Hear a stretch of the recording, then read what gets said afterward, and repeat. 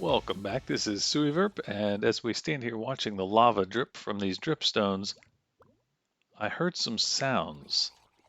And so I started digging down to try to figure out where this was coming from. Let me show you what I found. This looks like just a little tiny bit of flowing water, but as we go through here, turns out there's an underwater cave. Ooh, there's a skeleton with an enchanted helmet. Okay, well, that's interesting. Let's see if we can get that. But there's a bunch more mob sounds. So I was curious to figure out what it is that we've got going on. Let's check this out. Protection 3, interesting.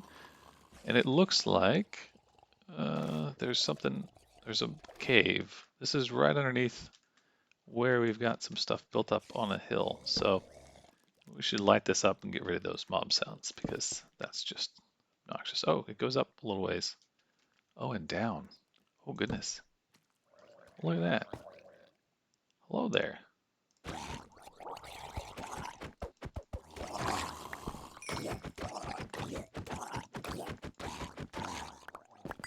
Gracious.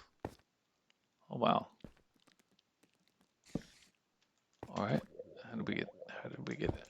Oop, oop. Actually want to keep from falling down because of the water. All right, let's light up this area first. Then we'll go down and check that area out.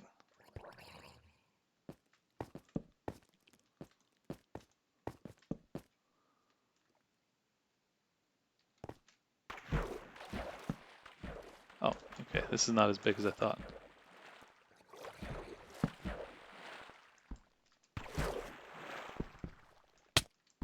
Oh, hold on, hold on. Stop. Stop doing that. Just trying to get my way here so we can light up this ledge. Looks like there might even be some light already. Whoop, whoop, whoop, whoop, whoop. Hold on. I don't have my shield. Ah. Wait, is that a dungeon? That's cobblestone. That's mossy cobble. That's a dungeon. There's a spawner underneath. Oh my goodness. It's a zombie spawner. Because where would these guys be coming from? Ah, nice. Thanks for the carrot.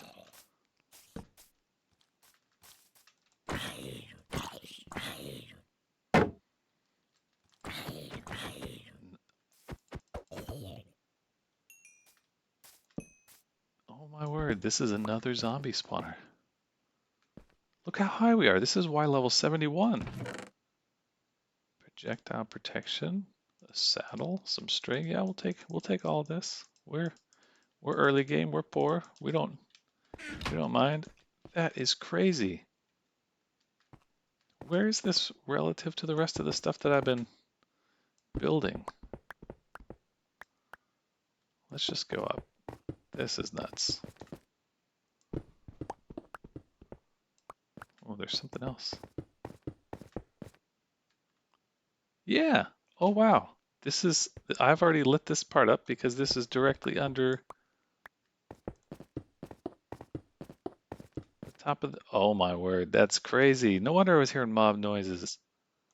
Okay, this is 88. That's wild. Okay. Well, we have a spawner then down there. There's our enchanting setup we just worked on. And then there's another one right under here. Oh my word, that's crazy. All right, I'm gonna take a few minutes to go light up that cave some more, and then we'll think. Oh yay, we got bees. I planted a bunch of trees up here, put flowers next to them to hopefully spawn a beehive, and it looks like we have. Wonderful. All right, we'll light up that cave and be back in just a few minutes. All right, this is nuts. Look at how close this is. From the top of this hill, we walk down right over here. We go inside right here, throw down a couple torches, and there's the spawner. That is wild. So close to where we started out. All right, this is where we came in earlier. Spawners here. What I've done is cleared out a room that is now 4 blocks away from the spawner each direction, including down. Oh, I think it's just 3 blocks up, but 4 in every other direction. And have put water sources in the corners and have put magma blocks right here in the center. So what's going to happen now if I block this off and remove the torch is we will have zombies spawn. Now on Bedrock Edition, zombie spawners can spawn zombified villagers, and the beneficial effect this is going to have for us is that whenever a zombie villager spawns, the surrounding villagers get a discount effect. So we're going to trap a couple of zombified villagers, cure them, and create a trading hall. And the discounts will be automatically applied because of this zombie spawner. Quite a while later, we've been to the Nether, so we had to create a Nether portal and hunt down a fortress so that we could get blaze rods and get our brewing stand and get the splash potion of weakness so that the zombified villagers could be cured up. That's now done. We've brought a couple of villagers in from the zombie spawner and have cured them and put some crops down there. So we've got the ability now to create extra villagers, put some beds around the corner, and now we've got a real good population going. These guys' prices are just plummeting because of this spawner in the adjacent room. So all this stuff that's happening in here is having an effect on the villagers outside. And yeah, so it's going really well. Bring you back once we've got a little bit more progress gone. So I come over here to collect some crops to trade with my farmer villager, and I find that one of the wandering trader's llamas has gotten stuck in the bamboo. Not only that, this happened a while ago because the other llama is up here.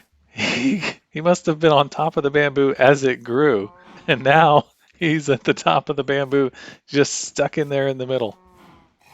I came across another wandering trader though, and since now I've got some villagers that I'm trading with, I had some emeralds, so now we have cactus. Very exciting since we hadn't gotten any yet, and also a mangrove propagule, which I planted, and there it is, doing quite well over there.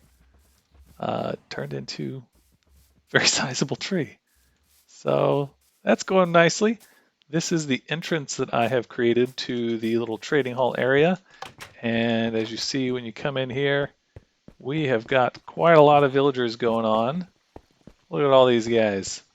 Whole bunch of librarians still working on rolling their trades, but in addition to that, some armor smith, weaponsmith, toolsmith variety, lots of good trades with very cheap discounts. So I'll be showing you that here in just a moment. Hey buddy, you don't have a job. I did name tag the first 2 villagers that I had, so these 2 guys here, and these are the only 2 that I cured from their being zombie villagers. The rest of them have never been zombified or cured. They were just kind of naturally produced from the originals, and you see, I'll show you their prices in a second. So this guy is one that I did cure, but he would still have a 1 pumpkin emerald trade even if I hadn't done that.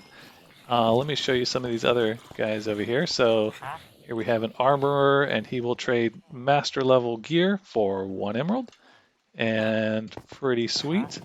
This stonemason will give us an emerald for 11 stone, which we have stone coming out our ears right now from clearing out this place. And then we've got a bunch of librarians. There's a mending book for 1 book and an emerald. Not bad. This guy needs to refresh his trades. I just traded with him, got a bunch of bookshelves and broke them down and sold books back to him. So now we've got a ton of books, and we can just keep repeating that because you get an emerald for a bookshelf, which is 3 books once you break it, and then you can resell those books back to him for 3 emeralds altogether. So continue to be upgrading these and getting a bunch of great gear and great stuff. Let's see what your trade is. Looting 3. There you go. Not too bad for 1 book and an emerald. So I highly recommend, again, none of these except for the original two, which is the farmer and the cleric, none of the rest of these guys were zombified or cured. They're just getting a discount because of that spawner in there whenever a spawner spawns a zombified villager. Don't have to do anything with the zombified villager to get the trade. It just or get the discount. It just applies when it spawns. So the more those spawn, the more the discounts apply. So this guy here with efficiency 5, I just got him recently, so he's still at 24 emeralds for an efficiency 5 book. That one right now is my most expensive one. All the others have dropped completely down to 1. So we're gonna, stay in the area for a little while, see if this guy will drop his prices even further. Right? You want to give me better prices, please?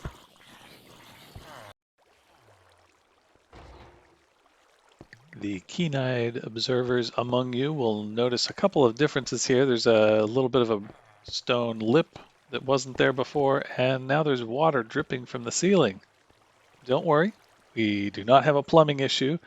Instead, I decided, we've got all these villagers here. There's enough of them that they're going to start spawning iron golems, and sure enough, they did. So as you can see, all the beds are gone. The beds have moved to the central area where the zombie spawner is, but then ignore the other stuff. We'll get to that in a minute. I'll show you what I did up here. So up above that little room, I dug out an area around, and this is above the area that all the villagers are walking around in. Put water in the very corners on top of a block, skipped a block here, and then put water all along the edges, again skipping the block next to the corner block. And all that water is flowing down to the middle. So what we've got at the moment is 24 beds on top of stone bricks, on top of the stone that is on top of the zombie spawner. And then below that, I knocked out our little magma blocks and replaced those with some buttons with a sign in the middle. And then as you can see further down, there's smoke coming up, and I'm not going to go down there because I don't want to die in the kill chamber, but there's also lava further down there. I think the lava, not the torches as you might expect, but I think the lava is close enough that it's putting off enough light to turn off the zombie spawner. So at the moment, we aren't getting zombies, but that's all right. We're getting iron golems. So let me show you how that's going. And we will probably move the lava down further at some point, and that should fix the iron golem issue. So I made a quick way to get up to the top and back down to our trading area, and then another couple of those little drop chutes and a bubble column elevator that drop way down here to Y level 47, where we have some campfires, some soul campfires on top of some hoppers, and then as you can see that bright orange there, there's lava above it. It's being held up by, again, buttons and a sign, and it's producing iron and poppies for us. So we've got quite a decent supply going. This is from letting this run for a little while earlier, but I'll clean up this room, this area at some point, and probably add some sort of auto sorter in over here so that we have some nice chests that are just iron or just poppies, or maybe once we start getting the zombies back running through here, then we'll have some chests that have rotten flesh, and we will also have chests that are holding the single items like the armor that the zombies are sometimes wearing, or the shovels and tools that they've got. Because we don't really care about that stuff. We're going to go down there and get the things that we do care about and leave the rest of it alone. One advantage to this setup is that it's suddenly not noisy anymore here. Having the zombies die on those magma blocks was infuriatingly loud and just an unpleasant experience overall. So having them drop down further and die on the campfires shouldn't have any negative effect on the prices, because the zombie villagers are still spawning. They're just dropping further down and dying further from us, so we hear them less loudly, if at all. And once we get that lava moved down further, we'll also, it'll be even quieter, and we'll have the zombies spawning again. So I can let you hear what that sounds like. But again, there's not much to hear because it's not as noisy. So that turns our zombie spawner into a villager trading hall with automatic discounts plus iron farm. And yeah, these guys are doing great. I did close off the entrance that I had before because I wanted to have a little bit of a different entrance. So I opened this wall right here and made this little covered area here. I've got chests everywhere. We've got to figure out storage next. But so now we've got this guy going here, and we've got a nice little staircase that takes us up to the top. The winding path was just long, so the bubble column elevator and this staircase are a lot faster ways of getting up here. And we've also planted the dark oak saplings that were obtained from the wandering trader. So that's going really well. We're using the fortune tools to get extra saplings, and so very handy way to make sure that you don't run out if you're not near a dark oak forest and you only have a handful of saplings. Always make sure that you get enough back. Don't just let the leaves decay and then let the saplings despawn. You want to pick those up. So I've been doing that, making sure that we've got plenty. Uh, so yeah, overall, more progress. Uh, Replanted the what kind of tree is this one again? Mangrove tree. Had to think about that one. Newer tree type. So yeah, we'll keep collecting some of that wood. I did also raise kind of the corners, the edges around on this top area here, so that we can't get a bunch of baddies walking in at nighttime. So it's a little bit safer to come up here and chop trees, whether it's day or night, doesn't really matter. Um, Put a few more torches around, and that's keeping bad guys at bay. But yeah, overall, very pleased with how things are going. We've been able to enchant more of the gear that we've got, put things like mending on everything, put unbreaking 3. Uh, I will say not having shulker boxes is quite a bummer. Right now, yeah, like this chest here, these chests here, there's just random chest junk all over the place, and it's starting to get hard to find where things are and remember where things are. So it's just about time to figure out a storage solution, and I don't really have a great plan for that yet. So it's going to be something that I'll have to put some thought into and figure out where that should go. I want to make it in a place where later when we've got elytra, we can access it pretty easily and just fly in and out quickly.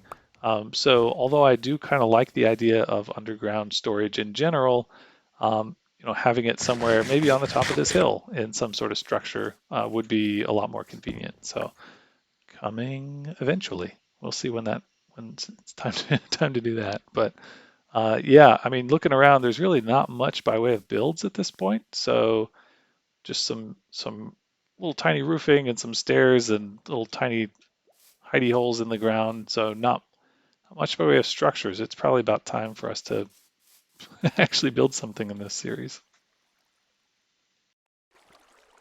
Hey, goodbye, Iron Golem. There's the iron farm working. So we can get up to 2 golems at a time that can be alive. Yeah, there's the second one. First one's already down in the hole. So this is working well. I think that's where we'll wrap it up for today.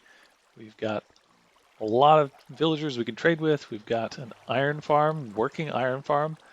Maybe a couple comments before I let you go, just about why this works and why the golems are spawning here.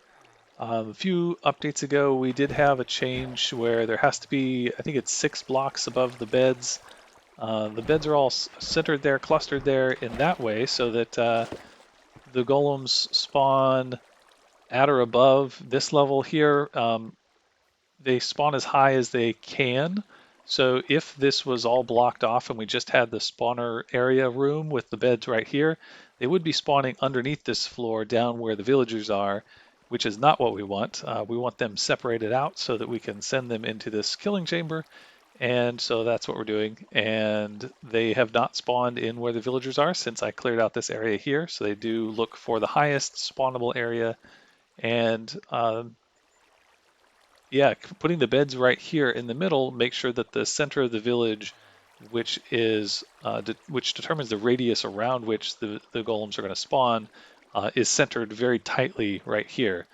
Sometimes, if you add an extra bed into the village, or you have your bed out here when you start putting the beds down, then the center of the village might be over this direction. And there are some caves around here. We're pretty high in the world, but we're in this hilltop that is punctured in and out with little tiny caves. And I don't want the golems spawning in those areas because then they would stop spawning in here and our iron farm would break. So this is working out pretty well. There's another guy coming in here, and it doesn't matter whether the torches are in here or not. It also doesn't matter whether it's this exact distance. So this distance is 1, 2, 3, 4, 5, plus a sixth block here, which is the little lip that we saw downstairs, and then we have the wall of the spawner room. Uh, the water could go back further. The walls up here could go back further, and it would work just as well. I only stopped here because we didn't need it to be any wider, since that's the size of the villager trading area downstairs. So anyway, working pretty well, and we will see what happens next time. Goodbye. Get washed away to your doom. But for anything we want to do in the future, especially farm related stuff, extra iron is going to be pretty important. So this was a great opportunity to build on what we had already been doing and digging out the area for the villagers around that spawner and getting to make it produce some iron for us so we can get things for hoppers and other uses of iron down the road. Well, we should have a good supply going. So that's it for this time. We'll see you all next time, and thanks for tuning in. Bye bye.